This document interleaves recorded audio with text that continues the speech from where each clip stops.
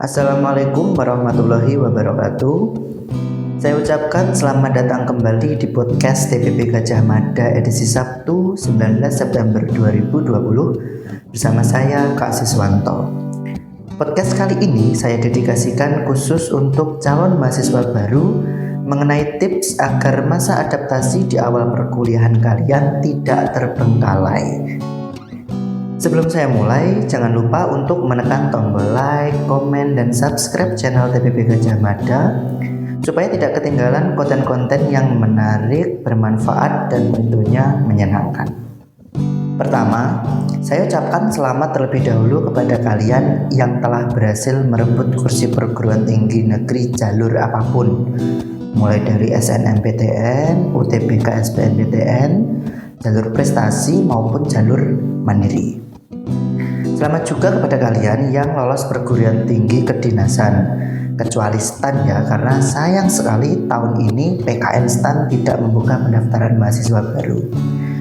Dan selamat juga bagi kalian yang memutuskan untuk mengambil perguruan tinggi swasta. Pokoknya semuanya selamat, it's all okay. Keputusan sudah diambil, apakah sudah selesai berjuangnya? Jelas belum, karena perjalanan baru saja dimulai. Ibarat naik sepeda motor, kalian saat ini sedang berada di tahap menyalakan mesin. Selanjutnya kalian akan mengendarai sepeda motor ini untuk mencapai tujuan tertentu.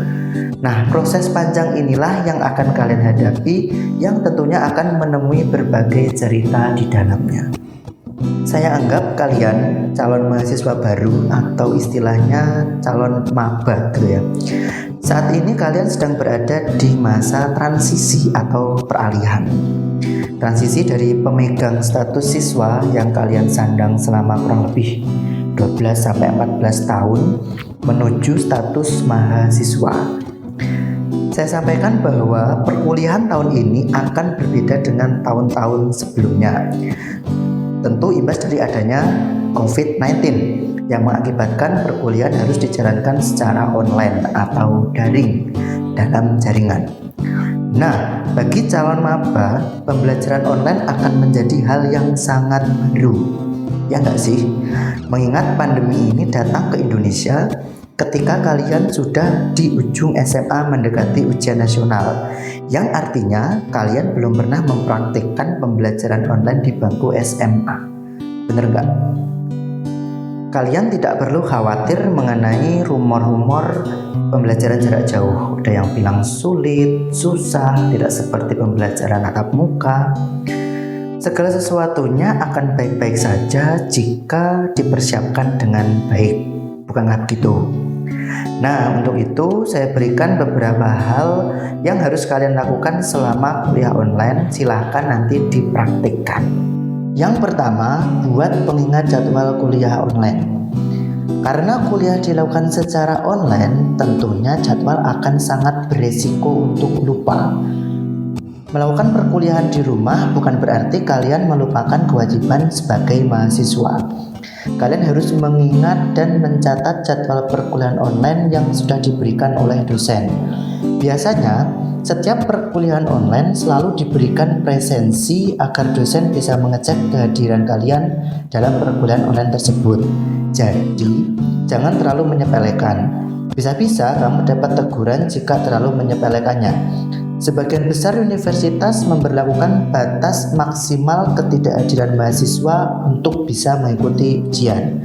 Jadi, jangan sampai gara-gara lupa jadwal kuliah malah membuat kalian tidak bisa mengikuti ujian di akhir semester.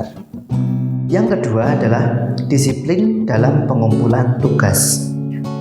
Selain melakukan pengecekan jadwal mata kuliah online, kalian juga wajib sekali untuk mencatat jadwal deadline pengumpulan tugas yang diberikan oleh dosen. Jadi harus benar-benar tahu, oh tugas dari dosen ini batas akhir pengumpulannya hari sekian, tanggal sekian. Biasanya ketika kalian melakukan sistem pembelajaran online, kalian harus tepat waktu mengumpulkan tugas tersebut. Kenapa? Karena semua sistem tercatat secara online. Jadi kalau kalian terlambat, katakanlah 1 menit pun akan tercatat di sana. Maka tidak akan ada toleransi jika kalian terlambat mengumpulkan tugas. Lalu yang ketiga adalah simak dengan baik materi perkuliahan online yang disampaikan oleh dosen. Nah, berada di rumah bukan berarti membuat kalian seenaknya sendiri dalam melakukan perkuliahan. Kalian harusnya lebih bersemangat dong dan selalu menyimak dengan baik semua materi perkuliahan yang diberikan oleh dosen. Tidak hanya itu, kalian juga harus melakukan konsentrasi tinggi agar materi perkuliahan online dapat berjalan dengan efektif.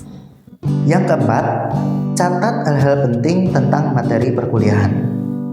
Tidak hanya menyimak saja, kalian juga wajib untuk mencatat semua hal-hal penting dalam materi perkuliahan tersebut.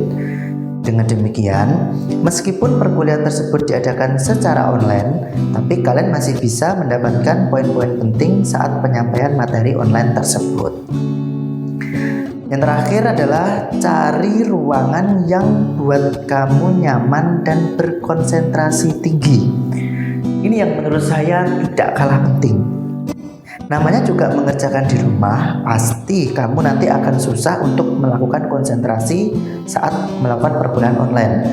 Akan ada beberapa hal yang dapat merusak konsentrasi kalian, mulai dari gangguan adik, suara-suara yang dapat memecah fokus, dan lain sebagainya.